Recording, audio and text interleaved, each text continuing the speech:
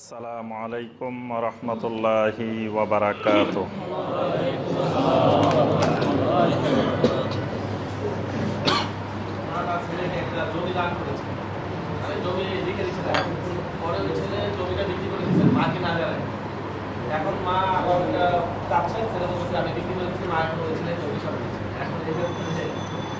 মানে মা কি করছেন?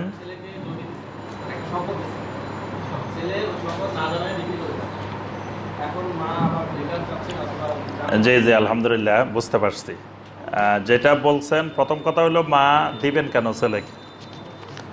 যদি দেন, আপনি হেবা হিসাবে বা হাদিয়া হিসাবে দেন, তো মায়ের অনেক সম্পদ আছে, মা হিসাবে কিছু সম্পদ ছেলেকে এবং সব ছেলে মেয়েকে একজনকে দেওয়া যাবে না, সবাইকে যদি দিতে চান সমহারে তিনি হাদিয়া হিসাবে হেবা হিসাবে দিতে পারেন। কিন্তু এমনি তার সম্পদ থেকে কিছু একটা ছেলেকে দিয়ে দিবেন, এটা তো তার জন্য সম্পূর্ণরূপে হারাম। আচ্ছা, যেভাবে হোক আমরা ধরে নিচ্ছি তিনি বৈধভাবে দিচ্ছেন। দেওয়ার পরে এখন ছেলে বিক্রি করে দিলে তো অসুবিধা নেই। ছেলেকে দিচ্ছেন, ছেলে ইচ্ছা করলে খাইবো, ইচ্ছা করলে বিক্রি করবো, যা মনে চায় তাই করবো। তা আপনি আবার অভিশাপ দিবেন কেন? ছেলেকে দিচ্ছেন মানে ছেলের দায়িত্ব এটা চলে গেছে। এখন ছেলে ইচ্ছা করলে রাখবো, ইচ্ছা করলে বিক্রি করবো, যা ইচ্ছা তাই করবে। আর ওইটাই যদি আপনি চিন্তা থাকে না আমার সম্পদ বিক্রি করা যাবে না, কিছু করা যাবে না, তাহলে আপনি দিবেন কেন? আপনি মারা গেলে তো ছেলে এমনিই পাবে, অটোমেটিক পাবে, এটা তো আর কোনো দিকে যাবে না, এটা তো সে এমনিই মালিক।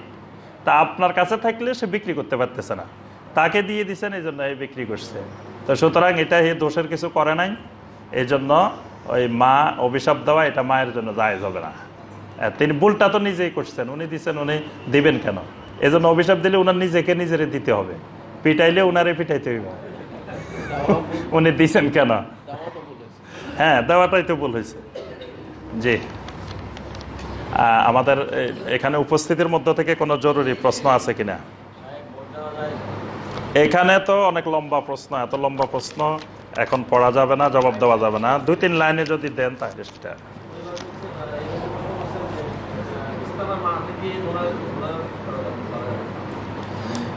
ওটা তো আমরা আমাদের নীতিমালার সম্পর্কে এর আগে অনেকবার বলছি।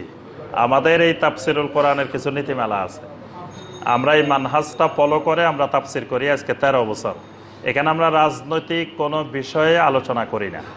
তো এর আগেও আমরা ভোটের ব্যাপারে বলছি যে এটা একটা রাজনৈতিক বিষয়, এটা আমরা এখানে আলোচনা করি না।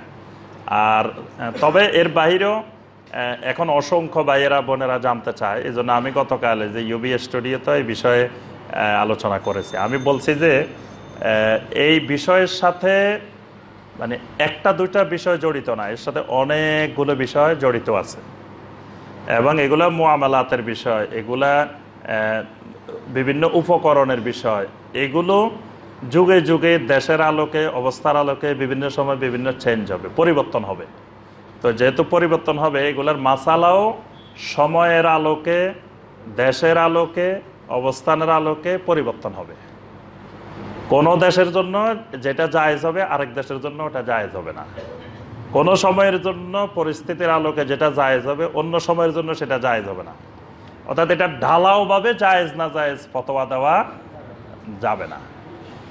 এই জন্য এইসব বিষয়ে কি করতে হয়, রাষ্ট্রের যারা সর্বোচ্চ আলেম, সিনিয়র স্কলার, যারা বড় বড় কোরআন সুন্নাহর বিশেষজ্ঞ থাকবেন, তাদেরকে দিয়ে একটা সব মতের, সব চিন্তাধারার সবাইকে নিয়ে একটা লাজনা দায়েমার মতো একটা ফতোয়া কমিটি থাকবে, একটা সংস্থা থাকবে। এরা জাতিকে ওই মুহূর্তে জাতিকে তারা এটা সমাধান দিবে।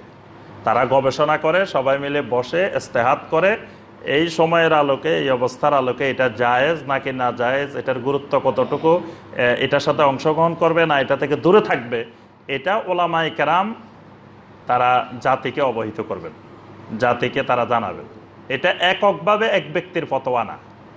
আমরা কিন্তু মনে করি যে এটা এক আলেম ফতোয়া দিলেই হলো। এই জন্য দেখা যায় একজনেরটা একরকম হয়, একজনের পক্ষে বলে, একজনের বিপক্ষে বলে।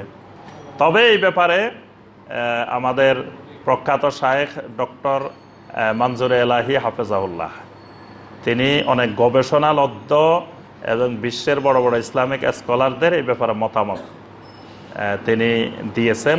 ফেসবুকে পাবেন ডক্টর মনজুর এলাহির হাফেজাউল্লাহর আলোচনা, যে ভোট দেওয়া বা এই নির্বাচনে অংশগ্রহণ করা, এটার ব্যাপারে শরীয়ত কি বলে, কোরআন সুন্নাহ কি বলে, ওই আলোচনা ওখানে আছে বিস্তারিত।